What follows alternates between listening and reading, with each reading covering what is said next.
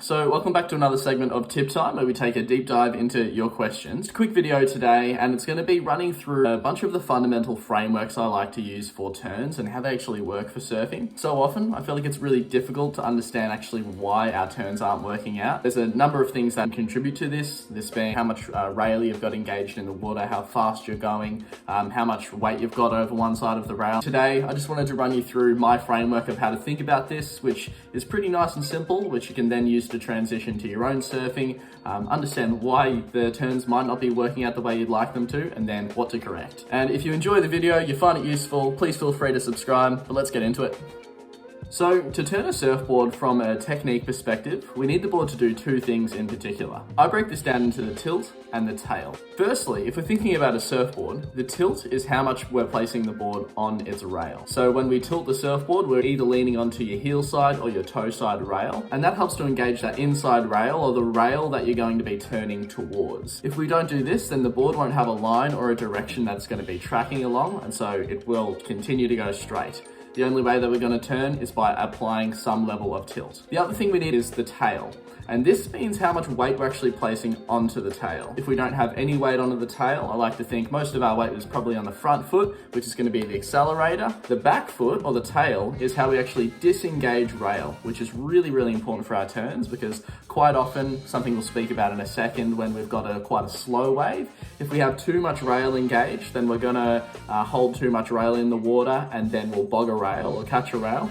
And in this instance, it's really important to make sure that we are disengaging rail. Now, if we disengage too much rail and that's all we're doing, obviously we're just going to stall the board and break. Plenty of examples of this and using it functionally is when you might stall the board for a barrel or before you go to a nose ride. But if we just do this with no purpose, this will just stall the board and it's not really going to have the effect. So what we always need is a balance between your tilt and your tail, and we have to get this right for an effective turn. So just to double down on that concept, because it's a really important one, if you have too much tilt, we're going to be engaging too much rail in the water without enough pivoting action, which is going to cause the board to bog a rail or catch a rail. And if we've got too much tail, we're going to slow down way too much. What we ideally want is the correct combination of both of these things. So just enough tilt, just enough tail. But this, of course, isn't always a fixed recipe. It changes depending on the waves that you've got and a variety of factors. But you can imagine if we've got the right amount of tilt and the right amount of tail, then we're going to be putting the board on its pivot point, which is over the tail or over the fins, which is going to allow it to turn from that point and take a shorter arc. And if we engage the rail enough as well, then it's going to continue along that line that it needs to engage the turn. So when do we use more or less of one or the other? So let's start with the tilt. When we've got a big wave, what it will do is it'll obviously make us go a little bit faster. And as we go faster, we can actually keep more rail engaged in the water. We can lean over the side of the rail a lot more. And I believe it's the centrifugal forces that actually allow us to stay over our board whilst we place a fair amount of pressure on the tail. So again, it's more likely in the faster waves that we're going to have a bigger wave that allows us to draw a longer arc. And also we're able to place our body weight or our center of mass over the side of the rail a lot more than if we have a smaller wave. With the tail, we can actually put a lot more pressure onto the tail for a lot longer if we've got a faster wave as well. Again, that wave has a lot more force and speed to keep us going even if we do apply the brakes. This is why our turns in bigger waves can be so much more dynamic and fast because we can actually apply both of these things a lot more.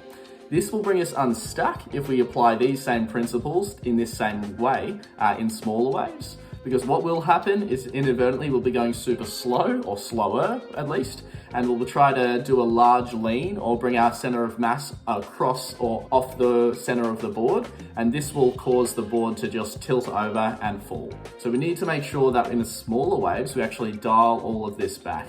We don't have the same extent of a lean and we don't have as much weight on the tail. So with all of that being said, I'd like you to maybe think about where your turns or examples of turns where they're not going well for you and have a think about which of these factors might be the case.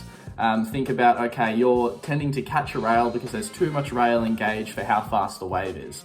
or maybe you're falling off the back of the wave, or you're kind of just stalling the board and not actually getting the board to arc or go along the trajectory of the turn that you want it to. And so that means there's too much tail.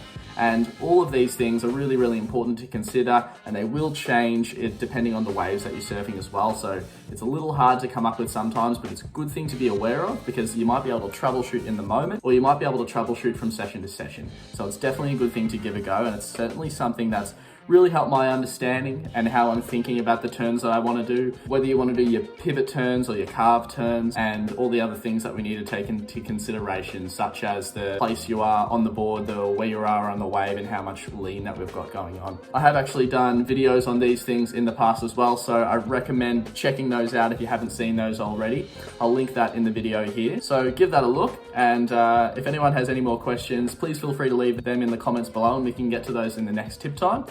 Other than that, hope everyone's getting waves, and we'll catch you on the next one.